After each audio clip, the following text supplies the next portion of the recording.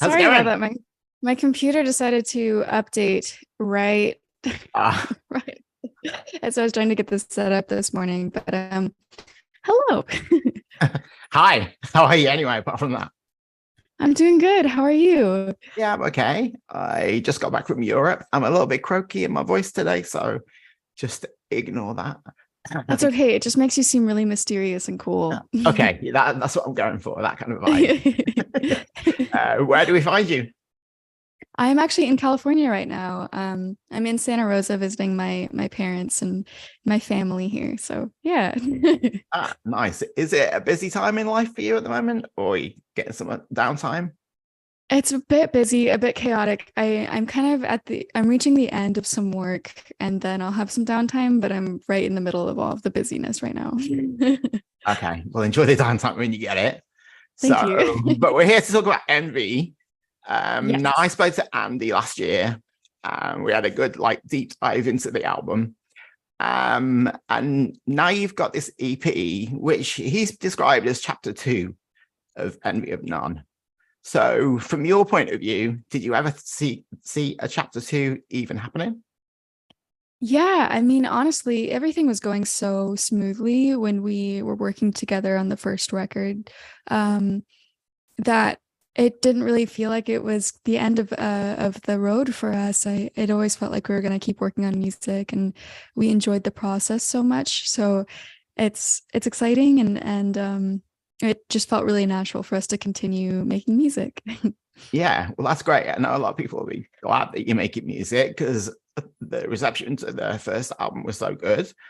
And Yeah. obviously, especially with having Alex and people like that in the band, there's always been a lot of attention to what you're doing, and people are, interested to see what's going to come next. So why an EP? Why did you decide to get this EP out? I know it's got remixes of some of the tracks from the first album, and then it's got a brand new track just to kind of tease people a little bit about what you guys are up to. What was the thought process about putting an EP out rather than working towards a new album? Yeah, I think, we had all these bonus tracks that were just released with the limited edition version of the vinyl. And so we had the bonus CD that had Leafy River and You'll Be Sorry and these remixes that Alf had been working on. And I think we really liked how those songs turned out, and we're kind of bummed that they didn't get their own release, except for on this bonus CD. And then we started working on this song that was Then This Is Now, and I think it just made a lot of sense to release those bonus songs and the remixes along with this new single as its own thing. And we've started work on some more stuff, so it felt nice to sort of have something in the interim while we are working on more music, and especially with songs that we were really happy with. So it's nice to have them out there and that they get their own release now. And yeah, and then that was Then This Is Now. It made the most sense to have that be sort of the title of the EP. This new song, is it a brand new song, or is it something that was left over from the original sessions? It is newer. We started working on it after we released the first record. So it was nice to have something a little bit newer on the EP along with those bonus tracks from the first record. And you mentioned you might be doing new material. Oh, you are doing new material.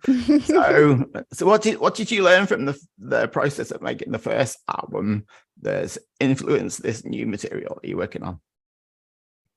I think we learned a lot, honestly. It was such a process, and we really took our time with the first album. But with this one, I feel like we've sort of found a flow of how we work together. And, for me, being the youngest in the group, I'm continuously learning through this process.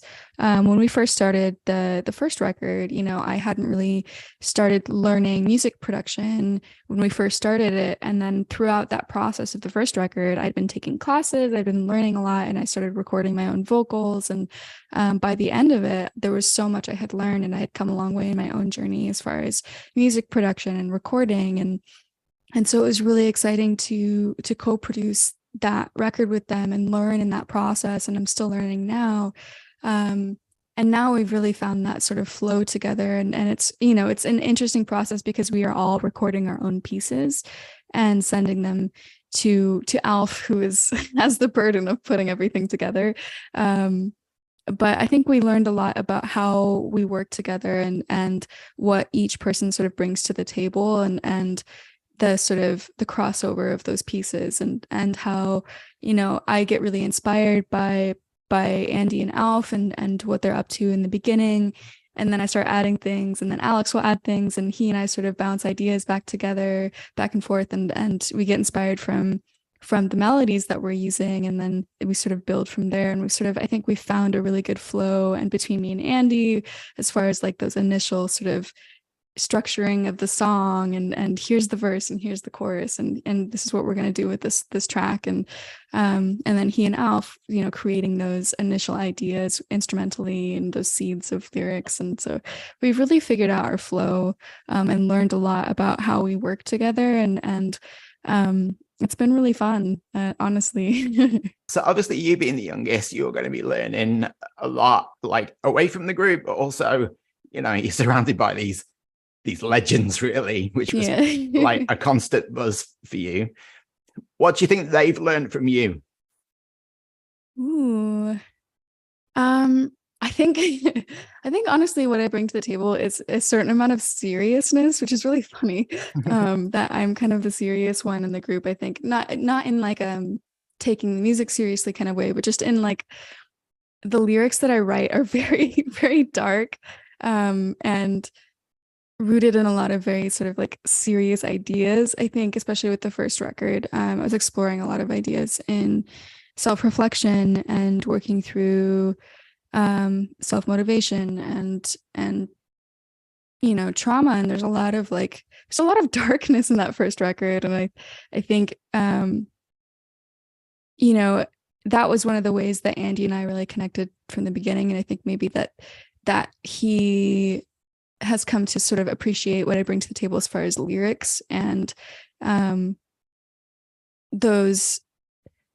turn on phrases that I use sometimes, and the darkness in me. I think that maybe that's something that they've gotten out of what I bring to the table. And I think Alex has talked a lot about my use of melody and harmony, and how that has inspired him when he starts to record his parts, and he'll take some of those threads and expand upon them, and he's talked about that a lot. So I like to think maybe I've expanded their horizon when it comes to melodies and lyrics, but I don't know, probably not. They've been in this industry so long. But in my ideal world, I think, you know, they've gotten something from me out of that. Yeah, I'm sure. So like you guys are all kind of spread out. So what's your process now? How do you get to a song when you're not all like jamming in a local, you know, rehearsal space? How do you actually get from A to B to a finished song? Yeah, so most of these songs start with Andy and Alf, and they will work on these instrumental ideas together. They have a whole folder full of them, these sort of varying in lengths from like a minute long to 5 minutes long, and they're all sort of the bones of all of these songs. There's some exceptions along the way, but a lot of these songs start with Alf and Andy and these sort of seeds of ideas. And then they'll send them usually to me next. And I'll listen to these melodies, and if they don't have any lyrics yet, I'll start to write lyrics and vocal melodies and sort of structure where the verse and the chorus are and where I hear that in the instrumental, you know, and there's one that we've been working on that I kept hearing this really big build towards the end, and I was like, Andy, we should do this. And he was like, okay, yeah, I got you. And then he took it and then he did it and he built it out, and like, and then there's some songs where Andy will have really specific lyric ideas. And there's one that I'm working on right now where he has this sort of the chorus that he wants. And so I'm going to work on building out the verses and the verse melodies. And then occasionally there's songs that will start with me or Alex. I just started working on one that I wrote years ago, and I was like, oh, this could be a perfect Envy of None song. So I just re-recorded the vocals, and really simple instrumental ideas that they can get rid of them if they want to, and I send it to them knowing that they're gonna like do whatever they want with it and make it something really cool. But Alex usually likes to add his parts after I've added some vocals, because he likes to really create those textures around the vocals and those dynamics, and we sort of like to weave the guitars and the vocals around each other. And so he's really sweet and like the opposite of the stereotypical guitarist, right? Like he's so conscious of making space for the vocals and like weaving things in and around and supporting the melodies, and it's just so cool to work with him, and he has such a great brain when it comes to the whole song and what he wants to bring to the table. Are you somebody that like collects lyrics as, you know, on a day-to-day basis, or do you wait until you hear the music and then the lyrics come from what you hear? Yeah, there are occasional times where I'll start writing lyrics, and I've actually been writing a lot more lately as far as poetry and sort of just writing in general, but I usually will wait until I listen to the instrumental, and then it's usually as I'm listening to it, I will start getting really inspired by something, some sort of thread in there. And there's one in particular that we were just working on that I'm really excited for. Like lyrically, it really, something about that melody struck something inside me, and I found it so inspiring. And I sat down and I recorded and wrote all of the pieces, you know, in one evening, and it was just so easy for me because something about Andy and Alf's work and their instrumental work I find incredibly inspiring. So it's surprisingly easy for me to just like, I open the folder, I'll listen to these songs, and I'm like, wow, I have so many ideas, and this is just, it's striking a chord inside me, and it's so easy to take those things and expand upon them. Yeah. Okay, so this all sounds like it's lead into an album. Are we allowed to say that yet? I don't know what I'm allowed to say. I feel like I'm a rule breaker when it comes to these conversations, and I just say whatever, and then I just hope for the best. But is that what you would like to happen?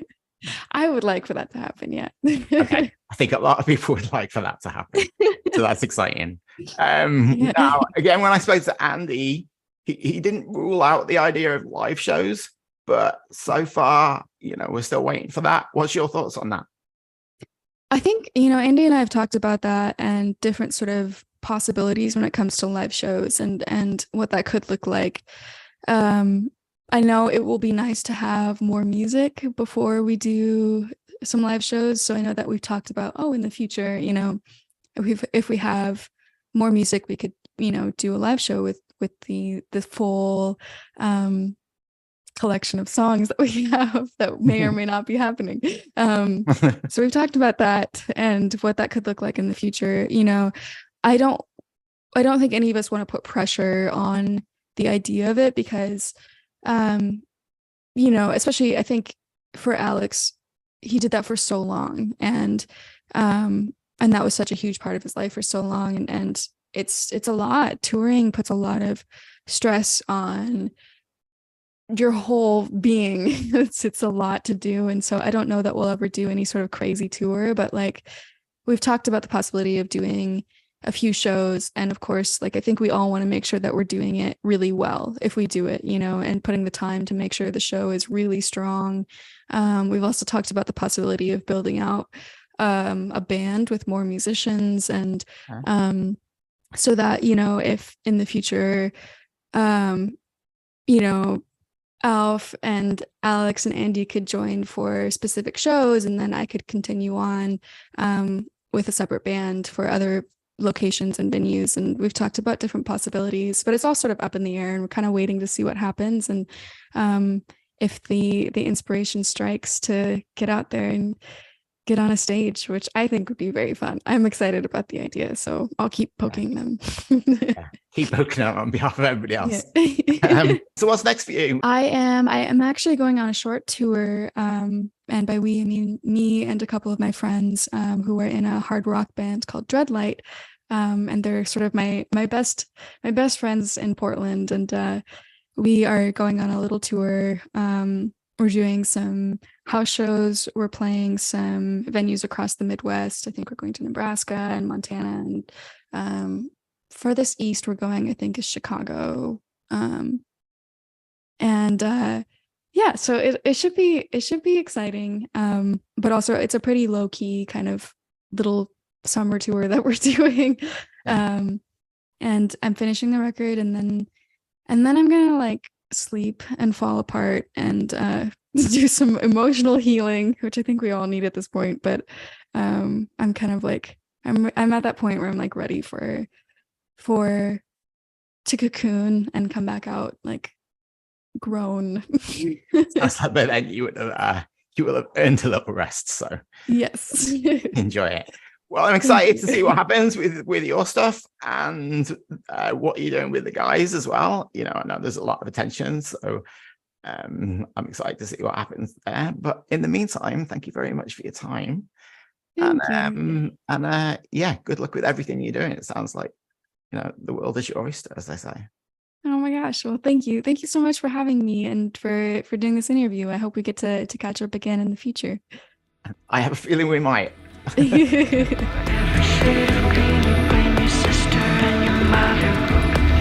Self-destruction.